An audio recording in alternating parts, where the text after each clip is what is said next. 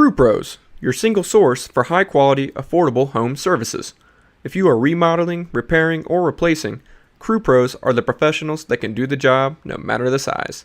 If you are thinking of remodeling your kitchen or bath, needing a new HVAC system, plumbing repairs, flooring, or a complete roof replacement, call Crew Pros. Crew Pros, proud sponsor of the Grizz 901 podcast. Memphis. Nothing but Memphis. Everywhere we go, it's Memphis. Memphis, Tennessee, the beautiful land in the world. And I'm thankful for this guy who tweeted and said I don't have that fire in my eye no more. That game right there was for him. That's what I do. I prove people wrong each and every night, and that's for him right there. Hi, this is Tom Izzo at Michigan State, and you're listening to Grizz 901. What up, Grizz Nation, and welcome back to another episode of Grizz 901. I am your host, Daniel Greer, and this show, as always, is presented by State Farm, where they treat you like family. As always, this is our Monday show. Oh, wait, we never have a live Monday show, but we might as well go live. I am actually off work for the week, which is phenomenal. My entire family is surrounding me, except for they just went to the store. So it's even better. It's very quiet. You might see an animal move or two, but besides that, we're going to go ahead and get into it. You might have somebody else join us, but as of right now, the only guy that's with us is our midweek boo. He is Nathan Qualls. What's up, man? I'm only here so I'll get fined. That seems to be the trend over the past couple of weeks, man. I'm here working a job that actually pays me, and then I'm going to be talking with you, sort of. I didn't even get to watch the last preseason game, so I'm going to be playing from behind the whole time. But I'm here. I'm going to bring some personality. Well, hey, listen, that's all we can ask for. A little personality in our life. We're going to talk a little bit about the last game that kind of they had. It was, can we say, ugly? Is it okay if we just say it was just completely ugly? To say this lightly, I hate preseason basketball because people usually overreact. And I am not a guy who likes to overreact. I'm very even keel. I kind of just stay, on one platform the entire time for the simple fact that I never get too high, I never get too low, because I just think that with sports, it can slap you in the face very quickly. And so I never try to get too over the moon on something that might happen, and vice versa. So usually I'm very even keeled, but I have been overly excited about this Grizzlies team. And what's been really cool is in the preseason, you get to see these young guys. I don't take into context anything that John Morant's doing, Dylan Brooks doing, Desmond Bane's doing. I don't look at that and say, oh my God, these guys are on another level. I literally think they're trying to get in position, trying to get their body up, trying to try new things, trying to try new moves. Desmond Bane's trying to go over for the preseason. That's new, right? So maybe he's trying to get all his bad shots out so he can actually hit some shots during the week. But the Grizzlies, the last preseason game, they lost 108-111. If you stayed the whole time through the entire game, shout out to you. That was a tough game to watch. There was nobody on the other side of the ball for Miami that was playing that was any good. Duncan Robinson played, and he might not play a lot throughout the season. And so I'm curious. Look, Duncan Robinson looked like he did pretty good, but that's about all I got. Yeah, no, Duncan Robinson, he played well, and obviously he went for 29 points. 5 of 7 from three-point line, which is amazing. But that's what he does. And if you listen to the broadcast, Brevin was on there the entire time talking about what else can Duncan Robinson do. And that's what I was looking for. What else is this guy good at? And don't get me wrong, if you want to have the Kyle Korver role of being the spot up three, you better figure out a way to be good defensively. Duncan Robinson, not good defensively at all. But he did hit 5 3-pointers. But in the end of the day, 29 minutes, 5 3-pointers. I don't know if he's getting 29 minutes in a regular season game. So, I think he's, as Luke says, I think he's just all about good hair and 3-point shots. Sorry, I got completely distracted, but yes, that is correct. I'm trying to figure out how to join the chat still. I have not figured that out since the last show. So if I'm zoned out right now, that's why. Later, it'll be something else. All right, well, let me help you just like I help everybody else. We are on YouTube. We're also on Twitter, going live stream. You can find us on Facebook. Nathan, right now, while you're on, you could probably go to our YouTube channel and actually comment that way. So even as a host or a co-host, you can still go in there and make comments. I can do it because I have the master controls. I can do it to anybody. I think it goes to every platform. But enough about me. The Grizzlies, honestly, Ja Morant looks like Ja Morant. He looks good. I don't think that the Grizzlies were too excited about playing against this team from Miami. They got up early and just kind of shut it down. You kind of throttle down, especially at that point. It's a preseason game. If you did lose, it's not that big a deal to lose a preseason game. So they throttled it back like a lot. And Ja Morant did not honestly try hard. And he ended up with 17 points. He looked fine. He looked good. Desmond Bane, he did have a 3-pointer. As Black Lives Matter said, you could see that they wanted to just get it over with. So I think that's really what it was. But two things I'm looking at in particular. One, Steven Adams, he looked amazing. He's not one of my two. Steven Adams looked really good, and he tried to punish people on the post, and that's really what we need throughout the regular season. Those times where you go into a lull and you have a mouse in the house, such as a smaller guy on you. I think that's something good you go with. You go into Steven Adams and honestly, just every now and then, 2 possessions a game, let him see if he can back somebody down.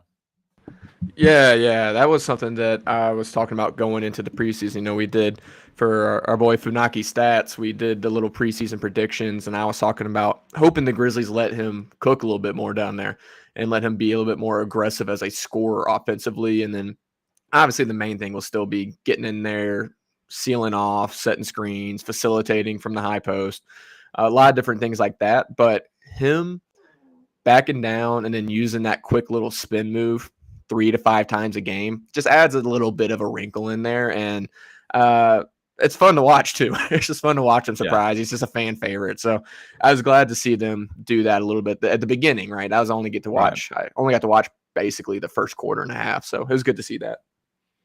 Yeah, and so the other 2 guys I was actually looking at, the 2 points I was going to make is Dylan Brooks. He's still taking efficient shots. Like he went 6 of 10. He did take 6 3-pointers. He went 3 of 6 from 3. He doesn't look like he's as like riled up, if that makes sense.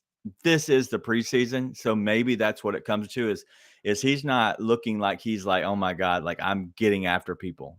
Like, does that affect his offense? Is that the reason he looks like he does? And so I think that might be, if this is the Dylan Brooks we get, somebody who's going to get after you on the defensive end, but somebody who's going to take efficient shots in the offense, that's really what you want. And so I think that's a good spot to be in. And I hope that Dylan continues to kind of do that thing. I want him to continue to be that player, the one who actually decides I'm going to be in the flow of the offense.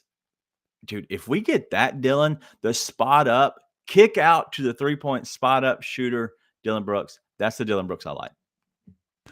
I loved it. I was in the group text. I didn't get on Twitter for it because I was hopping on a plane, but I was like, look at them Dylan passes, man. And that is exactly what I was hoping for. So the last pod I came on here and I was saying, I was a little bit worried about Dylan. I was a little bit worried after the first game. I thought he was still taking some crazy shots, but like I told you then as well, I wasn't as locked into the game as you obviously were. And so I went back and I looked at that. And then between that and then the little bit of the last game I got to watch, Dylan is looking to make that extra pass. He is looking for it much, much more. I mean, he is not putting his head down like he was. And it's even to the point where it's surprising. I saw BC just didn't expect to get a pass, and it was like right through his fingers. And so that is the role we want Dylan to be in, like you're saying. I know we talked about him possibly taking on a 6-man role this year, but I'm less concerned about where he is in the rotation.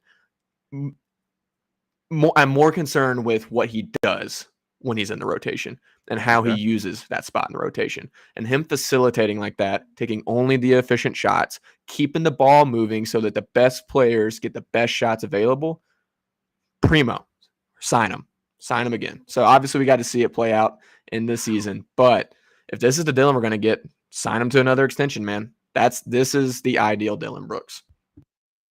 You just said sign him, as in like, hey, we want to do this all over again. At some point, is it not like maybe he's just doing this to get the contract, and then after the contract, he's like, gotcha. Because the last time to get the contract, he was launching shots. He just happened to hit them at like a 78% clip for a month, and it was ridiculous, right? So, no, it's not the same. It's not the same. And here's the thing. If he does that, he succeeds, the team succeeds, and he gets signed, it makes sense for everyone, including him, to keep playing that way, right? So, no, it's different this time around.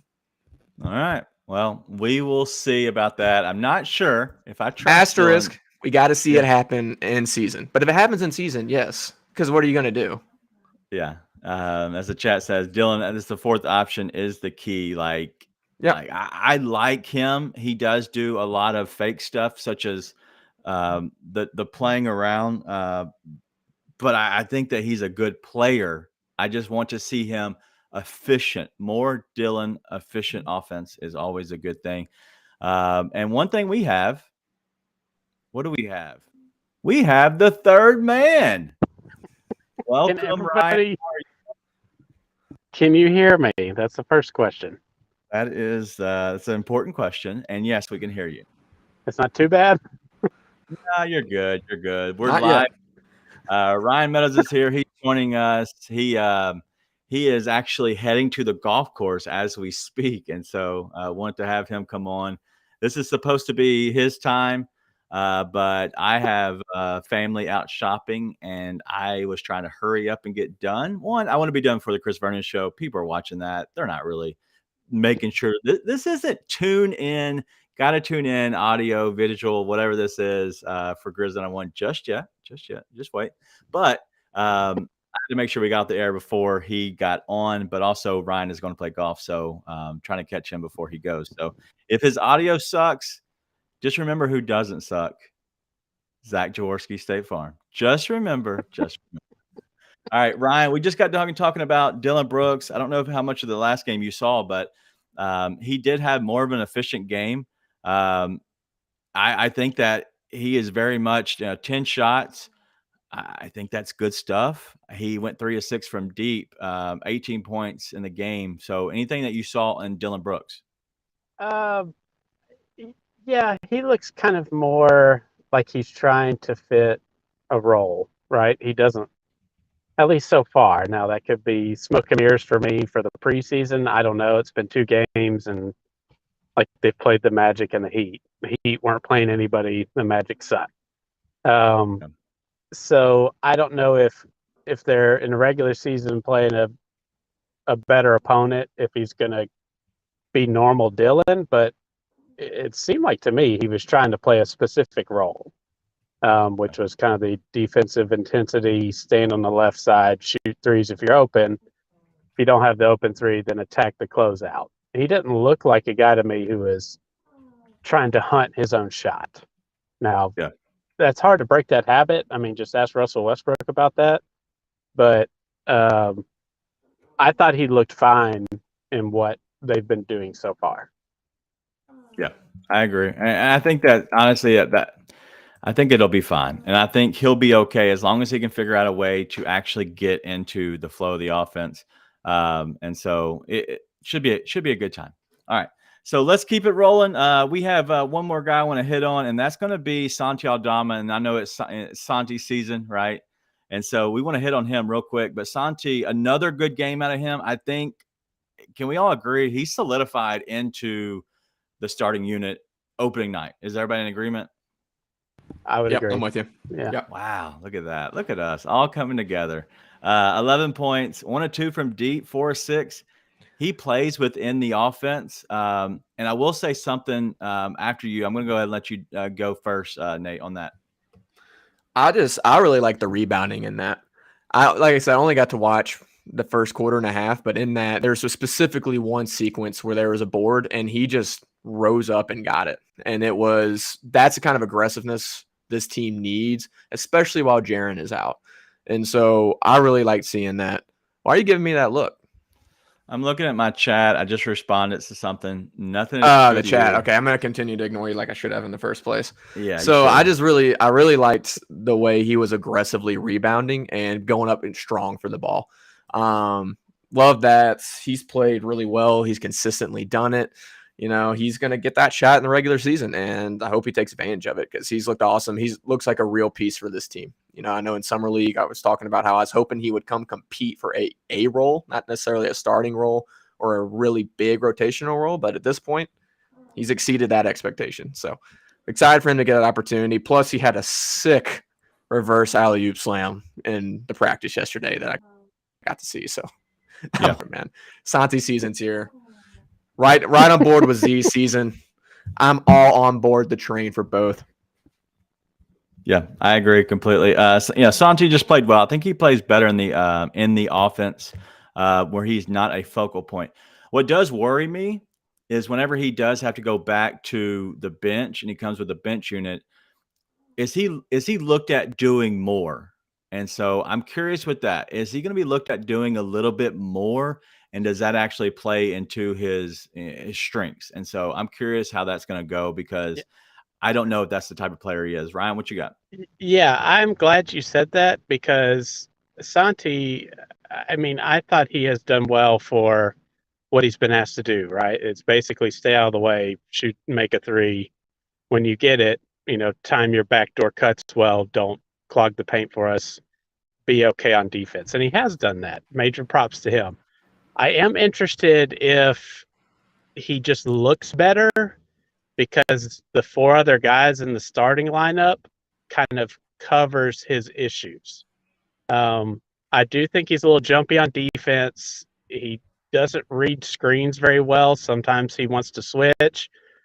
Sometimes he wants to sag, drop. Sometimes he wants to pop. He's not decisive there yet.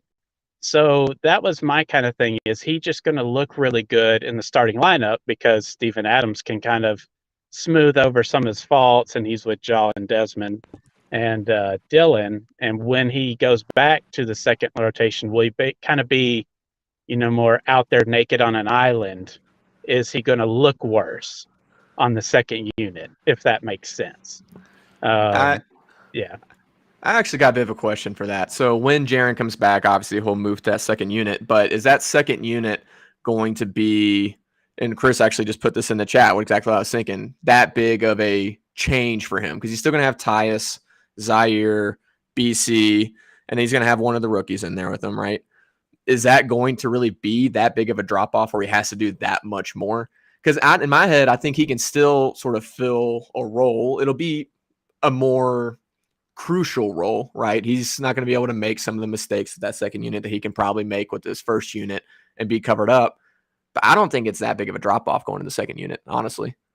Well, I think just the wide open shot difference is going to be huge differences in his shooting efficiency. I mean, right now, what's he shooting? 70% from the field. I certainly don't expect that to hold up through an entire season. I don't expect that to hold up in a second unit where he's not going to get such wide open shots. And the other kind of avenue is he is kind of foul prone. So, I mean, what I'm kind of more interested, I guess, is, that's normal. We can deal with that, right? But Steven Adams, I mean, is just a walking rebound. And on the second unit, if he's playing with Brandon Clark, I mean, he's going to have to be, a big rebounder. And I'm just not sure that he is. So I think that's one of the things I'm kind of worried about a little bit in that second unit is the shot efficiency going to drop off? The defensive stuff he's still working on. He's a second-year player. And are we going to get killed on the boards with a lineup with Brandon Clark and Santi?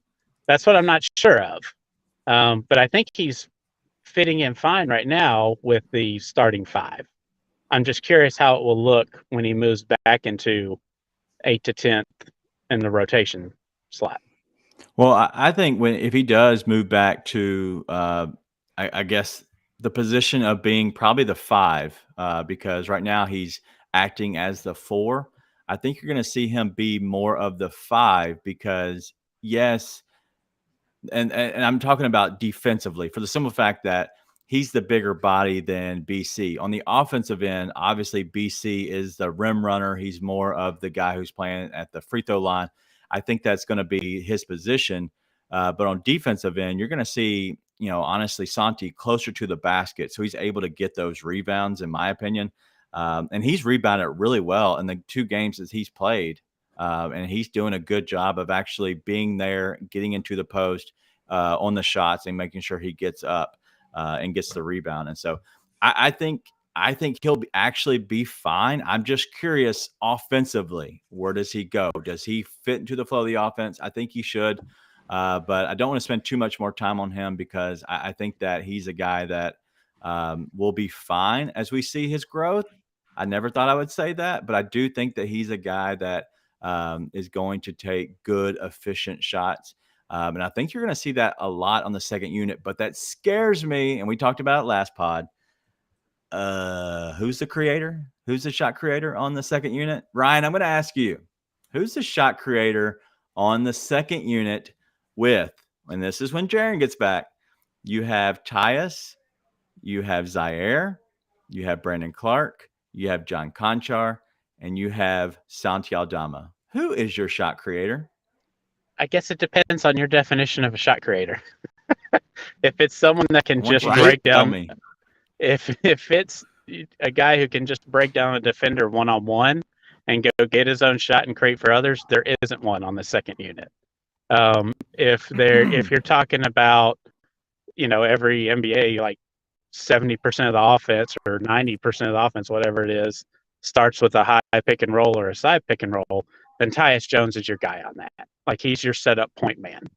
So it just kind of depends on your definition, but that's been my problem with this Grizzlies team from the beginning is don't get me wrong, I really like the versatility and all the stuff, all the tools, the shooting, the defensive versatility, all that. Another shot creator is, I think, key for this team. Now, I'm not saying they'll go out and get something like that, but you're not going to find 2 Ja Morants. So let's be realistic, right?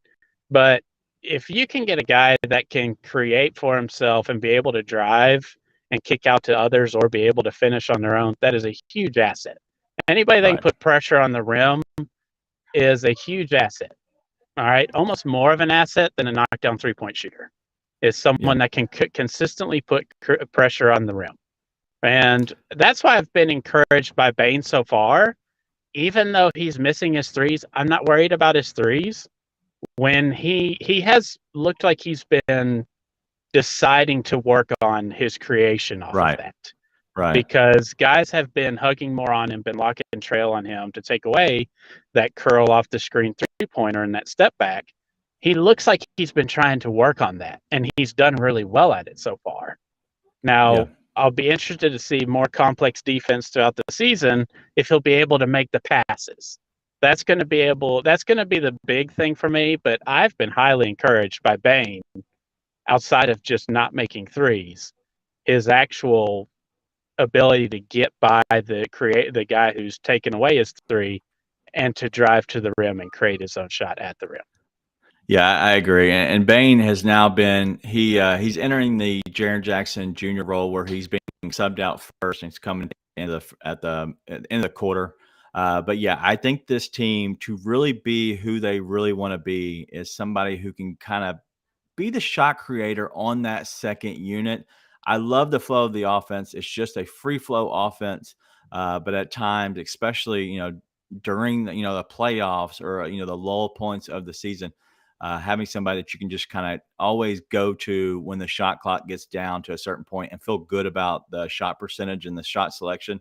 I think that's where this team really is going to excel. But in the end, Bane being on that second unit, running with them more, I think actually having a Zaire almost flip and roll into that first, into the more the flow with Ja. I think it's only going to help him. Jitty can do all. He does no wrong, and so I think that Jitty is a key piece to the first unit as well. I think that's having him being able to do some rebounding, hit an open shot here or there, do a little bit of something without doing a little bit of too much of something, which I thought some person might have done last year. I really do think that Jitty is a big key for this team. But two things I want to get to before we get out of here. I don't want to spend too much time. We're coming up on the 11:40 mark, so I don't want to continue to keep going. But we do have two preseason games that are coming up. Tuesday at the Magic. It's a 6 o'clock game, as well as Thursday at the Pistons, 6 o'clock game. I love 6 o'clock games. Let's just be honest, because they get done early. If they can go to bed early, those are awesome. But things I'm kind of looking for is hopefully we don't see that guy that wears the 12. I don't want to see him again in the preseason. I know Ryan didn't think we'd ever see him. Ryan thought that he was going to play on October 19th only, and he was proven wrong twice. That's okay. No, I mean, I was not expecting it at all. Do y'all feel like we know the top guys have been playing more in the preseason than they have in the past couple of years? I know COVID threw everything off, but man, I just don't remember, top teams playing their top guys 20, 25 minutes, two games in the preseason. I don't remember that. I could be way off on. I mean, I could be way off on that, but I don't remember ever seeing top teams playing their top guys for 20, 25 minutes, basically the entire preseason. Oh, I think that's all you're going to see him, though, honestly. I think that might be all you see of Bane and Ja, definitely. I love those two players. I just want to see them healthy going into the regular season. Let's figure that part out. I don't need John Kane or Julio Rodriguez or whoever's on the Miami Heat team that was playing. I only know their names. But that scares me. I need pros playing against our pros. It makes me feel comfortable in life. And so I don't want to see them again. But anything that y'all are looking for these next couple of games, anybody just in particular, whether it's a player or whoever that you're actually waiting for. Nate, you go first. Yeah, I wonder if they let Bane play a little bit more just to see if you go through, they still might cut him off. Yeah, but he's hitting them in practice, I'm sure, and he hadn't hit them in actual game format, right? So that's the only thing that I think they might keep playing Bane for. Other than that, I'm still looking at the Laravia Roddy thing because I missed the rest of the game. It looks like I saw all the good stuff, but I literally was getting on the plane as the Roddy flurry happened in that last game where he popped off. I was like, let's go. I think he fits better. We'll see. I'm still interested to see how that pans out. But other than that, no, I'm ready for the regular season. I'm going to keep tuning into these preseason games, but I'm mainly just ready to get the real season going. Ryan, you got anything? Yeah, I've actually, I don't know if y'all talked about him already, but I've actually been a little disappointed in Zaire. I've kind of expected a little more from him, and he looks to be about the same from last year. His shot does look a little better. Maybe it'll be more consistent during the regular season, and he does look a little more active on defense. But every other aspect of this game, like his ball handling is awful. Like he might as well just have two ping pong paddles strapped to his hands while he's dribbling. But the thing with, I think Ja is actually going to play the rest of the preseason now. What? I don't know if they've come out and said that he won't. And the only reason I say that is I really think the Grizzlies are wanting to start hot. And I think they're trying to gel with Santi in that front five. I think they're trying to get going. That way they hit the ground running. And ultimately, that's why I think a lot of these Western teams I've kind of noticed on the Eastern Conference, they're not really playing their starters that much. I mean, the Bucks aren't really doing anything. They don't care, but the Western teams have been if they're available. Um, so to me, it's just an indicator that the West is, we already knew the West was going to be a nightmare. And to me, all these top guys playing 20, 25 minutes, they might not play the last game. I certainly expect Ja to play in the next game. But I really think there is a real effort from Western Conference to hit the ground running, to have a really strong start to the season. So it wouldn't surprise me now if they played all the preseason games just to kind of work out the kinks with Santi to just game one against the Knicks. There's no, that first game haziness that everyone gets. And then the other thing, Ja looks faster to me. I don't know if you talked about that, but he somehow he looks faster, which is scary, because the transition take foul thing. I mean, he's really overplaying and playing passing lanes. And so he's going for those steals because he knows they can't bail him out with those transition take fouls anymore. So we murdered people in transition last year. I mean, sweet Lord, we're about to do it again this year, and it's going to be even more exciting, I think. Yeah, I think that they are about to take off, and it's gonna be funny seeing them literally the highlights that we saw last year, and I think you're gonna see even more this year, which will be awesome.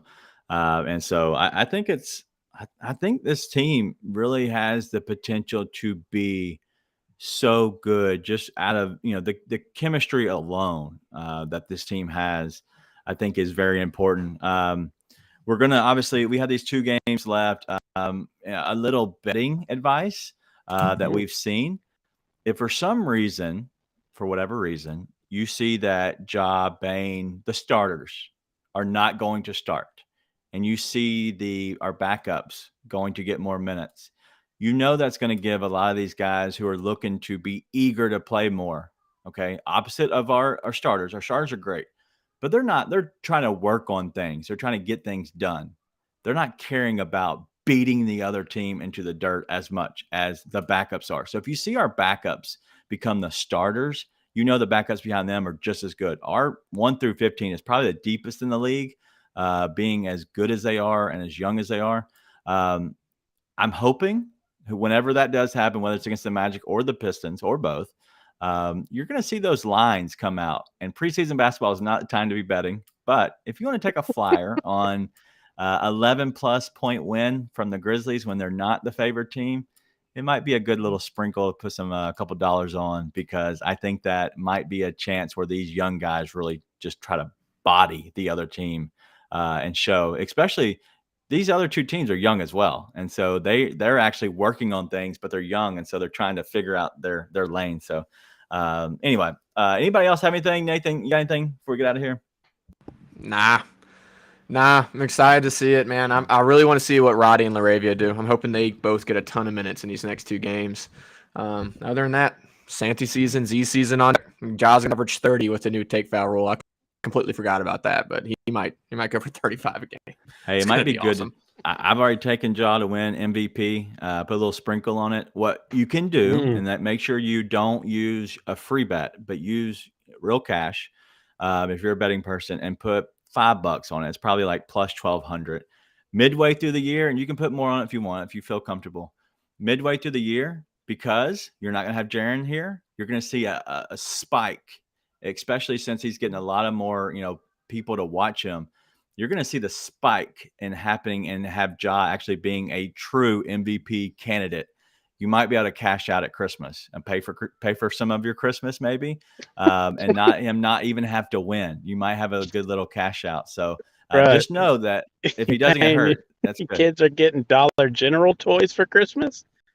You'll cash out like that $7.50 cash out. You can put more on it. I'm not saying. I just want to throw out the $5 so people feel comfortable in life.